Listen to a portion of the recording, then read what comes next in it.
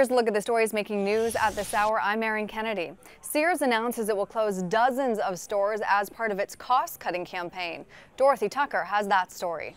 The Sears here store in Vernon Hills at the Hawthorne Mall is one of 63 closing today. There are two other stores rather, in the Chicagoland area. One is in Aurora at the Fox Valley Mall. Another is in Gurnee at the Gurnee Mills Mall. In the last year, Sears has closed about 400 stores, or announced the closing of 400 stores.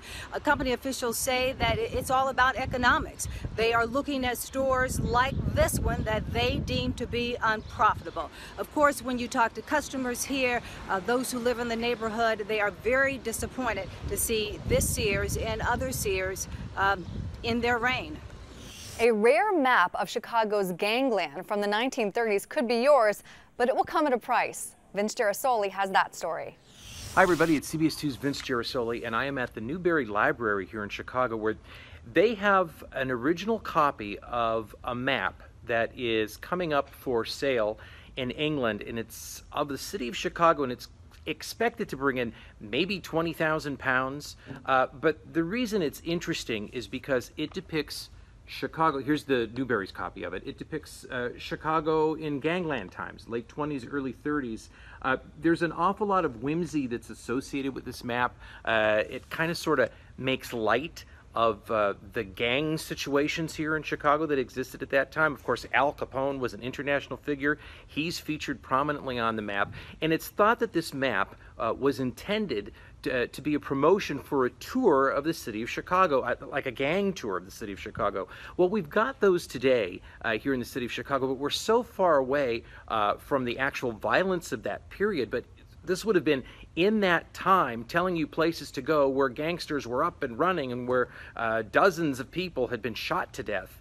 And it was in advance of the World's Fair coming up in the 30s, and it's thought that these people, whoever put this map together, wanted to capitalize on all of the people who were coming to the city of Chicago. Of course, now it's a piece of history.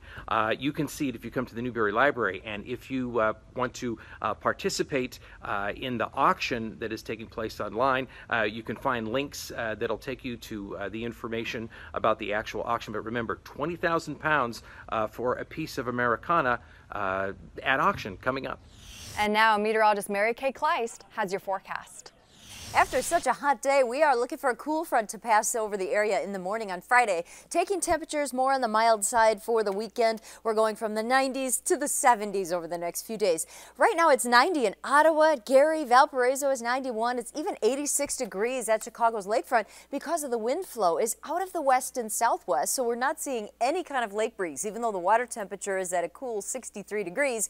Looks like those warm winds are going to carry temperatures today. Now, we do have a pretty strong disturbance passing south of us, bringing a severe threat really for southern Illinois, where there's a tornado watch, and then also in northern Kentucky, southern Ohio. Severe thunderstorms are lining up this afternoon.